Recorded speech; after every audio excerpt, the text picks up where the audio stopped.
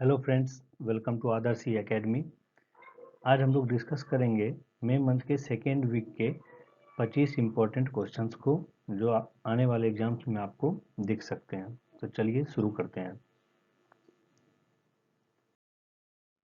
तो प्रश्न है, हाल ही में किस देश ने एक अंतरिक्ष rocket the long March 5B को लॉन्च किया है?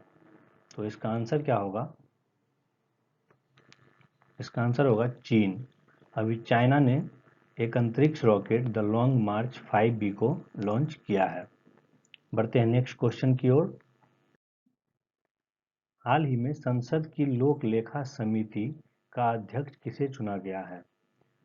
लोक लेखा समिति, जिसे इंग्लिश में पब्लिक अकाउंट्स कमेटी कहते हैं, इसका अध्यक्ष किसे चुना गया है? तो इसका आंसर होगा अधीर रंजन चौधरी। अभी अधीर रंजन चौधरी को संसद की लोक लेखा समिति का अध्यक्ष चुना गया है। नेक्स्ट क्वेश्चन है, सुरक्षित दादा दादी और नाना नानी अभियान किसने शुरू किया है? तो इसका आंसर क्या होगा? नीति आयोग। अभी नीति आयोग ने सुरक्षित दादा दादी और नाना नानी अभियान शुरू किया है।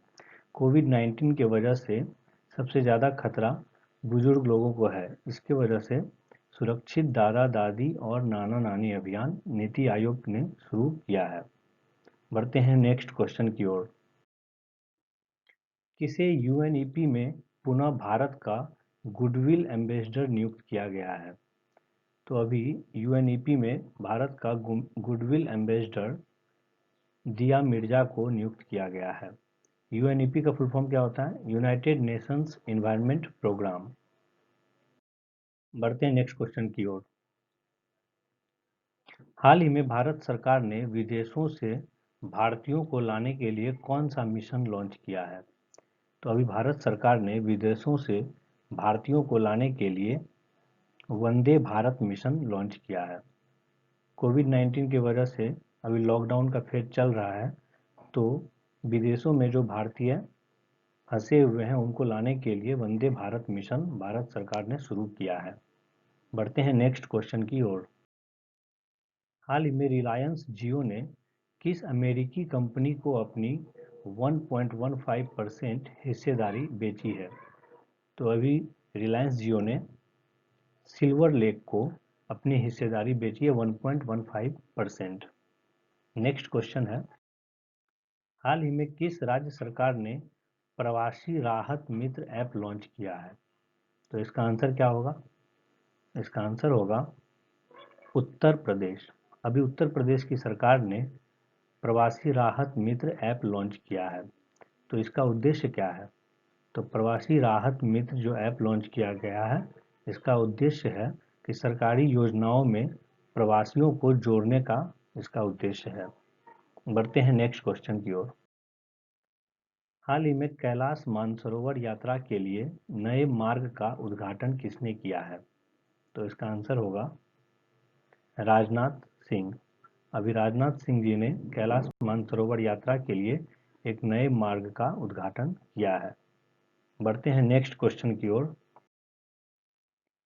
भारत का कौन सा राज्य अफ्रीकन स्वाइन फीवर से प्रभावित हुआ है? तो अभी हाल फिलहाल में भारत का एक राज्य जो अफ्रीकन स्वाइन फीवर से बहुत ज़्यादा प्रभावित हुआ है, तो वो कौन सा राज्य है? इसका आंसर होगा असम। बढ़ते हैं नेक्स्ट क्वेश्चन की ओर। हाल ही में पाकिस्तानी वायुसेना में पायलट के रूप में नियुक्त होने वाले पहले हिंदू व्यक्ति कौन बने हैं? ये ध्यान में रखेंगे कि पहले हिंदू व्यक्ति यहाँ पूछा गया है। तो अभी पाकिस्तानी वायुसेना में पायलट के रूप में नियुक्त होने वाले पहले हिंदू व्यक्ति हैं राहुल देव। राहुल देव इसका आंसर होगा। नेक्स्ट क्वेश्चन है, हाल ही में किसे पुनः मेलबर्न क्रिकेट क्लब का अध्यक्ष नियुक्त किया गया है?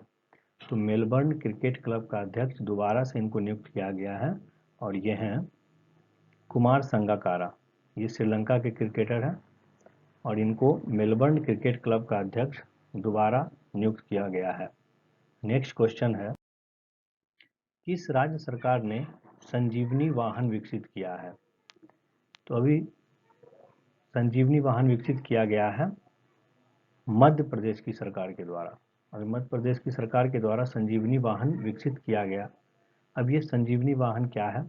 तो इसमें एक व्हीकल है जिसके अंदर डॉक्टर रहेंगे और वो अंदर से ही पेशेंट को ट्रीट करेंगे। तो इसका उद्देश्य है कि इन्फेक्शन का खतरा इससे कम रहेगा कि कोविड-19 की वजह से जो प्रॉब्लम चल रहा है, तो इसमें डॉक्टर जो है व्हीकल के अंदर बैठ करके ही पेशेंट को ट्रीट करेंगे, तो इससे इन्फेक्शन का खतरा कम बना रहेगा। बढ़ते हैं नेक्स्ट क्वेश्चन की ओर। हाल ही में 2020 के फ्रीडम ऑफ स्पीच अवार्ड से किसे सम्मानित किया गया है?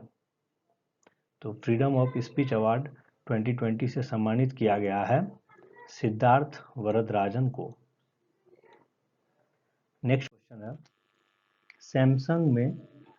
सैमसंग पर डेबिट कार्ड लॉन्च करने के लिए किस कंपनी के साथ समझौता किया है? ये क्वेश्चन यहाँ मिसप्रिंट हो गया। अभी सैमसंग जो कंपनी है वो सैमसंग पे डेबिट कार्ड लॉन्च करने के लिए किस कंपनी के साथ समझौता किया है? तो इसका आंसर होगा सोफी। अभी सैमसंग ने अपना डेबिट कार्ड लॉन्च करने के लिए सोफी के साथ समझौता किया है, तो इसका आंसर होगा सोफी। नेक्स्ट क्वेश्चन है, हाल ही में आई यूनिसेफ की रिपोर्ट के अनुसार दुनिया में सबसे ज़्यादा किस देश में लोग आंतरिक रूप से विस्थापित हुए हैं? तो इसका आंसर होगा भारत। अभी अपना देश जो है भारत, यूनिसेफ की रिपोर्ट आई है जिसमें दुनिया में सबसे ज़्यादा भारत में आंतरिक रूप से लोग विस्थापित हुए हैं। नेक्स्ट क्वेश्चन है, किस देश ने शरीर से वायरस को खत्म करने के लिए मोनोक्लोनल न्यूट्रलाइजिंग एंटीबॉडी विकसित की है? अभी कोविड-19 का जो वायरस है इसको खत्म करने के लिए एक देश ने मोनोक्लोनल न्यूट्रलाइजिंग एंटीबॉडी विकसित की है, तो वो कौन सा देश है? तो इसका आंसर होगा इजराइल। नेक्स्ट क्वेश्चन है, श्रम एवं रोजगार मंत्रालय ने अभी श्रम ब्यूरो के महानिदेशक का पदभार किसने संभाला है? तो श्रम एवं रोजगार मंत्रालय के श्रम ब्यूरो के महानिदेशक का पदभार अभी संभाला है डीपीएस नेगी ने।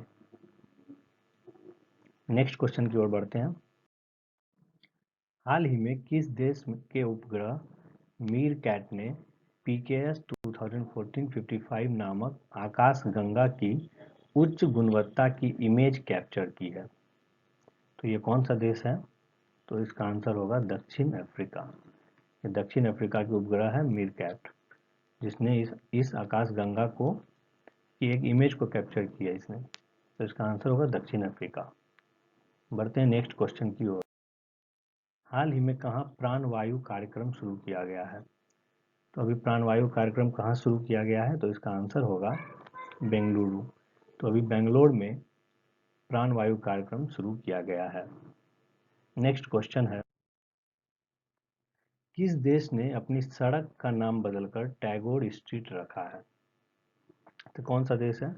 इसका आंसर होगा इजराइल।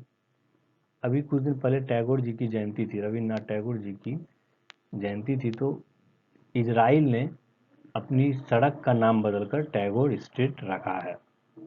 नेक्स्ट क्वेश्चन है, हाल ही में भारत और मध्य एशिया के सर्वश्रेष्ठ हवाई अड्डे का खिताब किसने जीता है? तो भारत और मध्य एशिया के सर्वश्रेष्ठ हवाई अड्डे का खिताब जीता है अभी बेंगलुरु हवाई अड्डा। नेक्स्ट क्वेश्चन है, किस राज्य सरकार ने एफआईआर आपके द्वार योजना की शुरुआत की है? तो एफआईआर आपके द्वार योजना की शुरुआत मध्य प्रदेश की सरकार के द्वारा की गई है। बढ़ते हैं नेक्स्ट क्वेश्चन की ओर, किस राज्य की सोहराई खोबर पेंटिंग को जीआई टैग मिला है? जीआई टैग किसको बोलते हैं? Geographical indication tag. तो अभी किस राज्य की सोहराई खोबर पेंटिंग को जीआई टैग मिला है? तो इसका आंसर होगा झारखंड। झारखंड की सोहराई खोबर पेंटिंग को जीआई टैग मिला है। नेक्स्ट क्वेश्चन, किस देश ने सोशल डिस्टेंसिंग सुनिश्चित करने के लिए आई फील यू ब्रेसलेट विकसित किया है? ये आई फील यू क्या है? ब्रेसलेट है। तो किस देश ने सोशल डिस्टेंसिंग सुनिश्चित करने के लिए आई फील यू ब्रेसलेट विकसित किया है? तो इसका आंसर होगा इटली। अभी इटली ने आई फील यू ब्रेसलेट विकसित किया है, इससे सोशल डिस्टेंसिंग को सुनिश्चित किया जाएगा। बढ़ते हैं नेक्स्ट क्वेश्चन की ओर।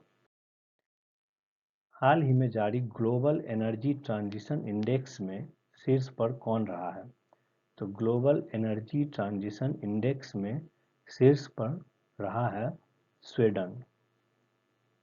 ये स्वीडन अभी ग्लोबल एनर्जी ट्रांजिशन इंडेक्स में शीर्ष पे रहा है।